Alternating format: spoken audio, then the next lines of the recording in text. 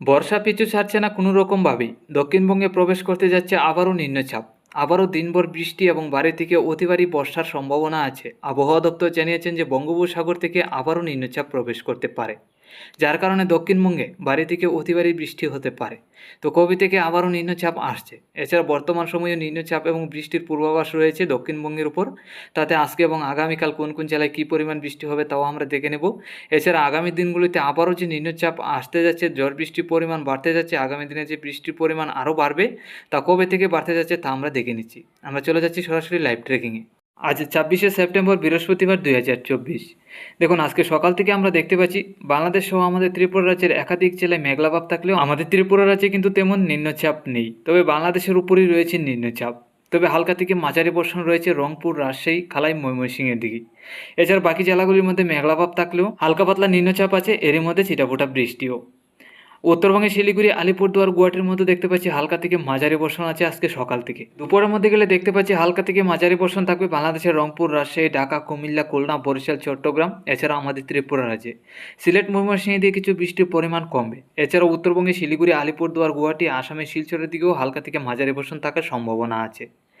আজকে বিকাল থেকে সন্ধ্যা রাত্রির মধ্যে গেলে দেখতে পাচ্ছি হালকা পাতলা ঝড় বৃষ্টি থাকবে আমাদের ত্রিপুরা এবং সম্পূর্ণ বাংলাদেশে। শুধু বাংলাদেশের খুলনা, বরিশালের দিকে পরিষ্কার থাকবে। এছাড়া সম্পূর্ণ বাংলাদেশে হালকা পাতলা চিটাফোঁটা বৃষ্টি এবং আমাদের ত্রিপুরা রাজ্যে উত্তরবঙ্গে শিলিগুড়ি, আলিপুরদুয়ার, গুয়াহাটি, আসামের শিলচর, করিমগঞ্জ, হাইলাকান্দি জেলাগুলির মধ্যেও হালকা পাতলা বৃষ্টির সম্ভাবনা আছে। আজকে সন্ধ্যারাত্রির পর মধ্যরাত্রির মধ্যে গেলে আমাদের ত্রিপুরা এবং বাংলাদেশের দক্ষিণের জেলা পরিষ্কার। শুধু বাংলাদেশের উত্তরের রংপুর, রাজশাহী এইসব জেলায় হালকা পাতলা বৃষ্টি হতে পারে। এছাড়া উত্তরবঙ্গে শিলিগুড়ি, আলিপুরদুয়ার, গুয়াহাটির দিকেও হালকা পাতলা বৃষ্টির সম্ভাবনা আছে।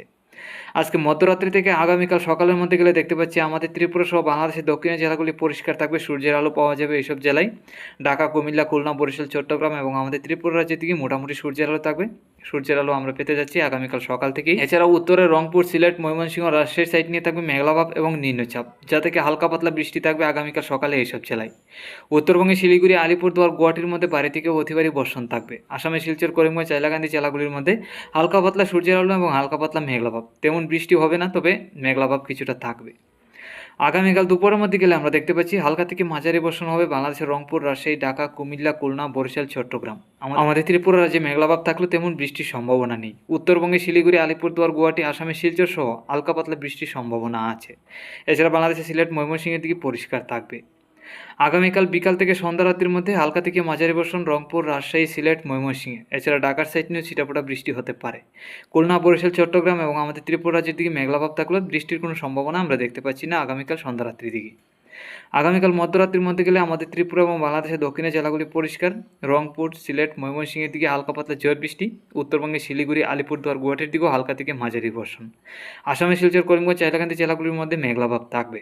তো বন্ধুরা, আমরা যেটা দেখতে পেলাম বৃষ্টির পরিমাণ কমতে যাচ্ছে আগামীকাল থেকে। মেঘলাভাবও অনেকটাই কমবে, সূর্যের আলো থাকবে, তাপমাত্রা হবে ঊর্ধ্বমুখী।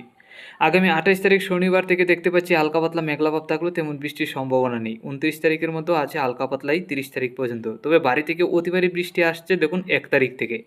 1 তারিখ থেকে দক্ষিণবঙ্গে প্রবেশ করবে নিম্নচাপ, বাড়ি থেকে অতি ভারী বর্ষণের সাথে বজ্রবিদ্যুৎ সহ দমকা ঝোড়ো হাওয়া থাকতে পারে, আমরা যেটা দেখতে পাচ্ছি। একটানা কয়েকদিন হতে পারে বৃষ্টি আবারও।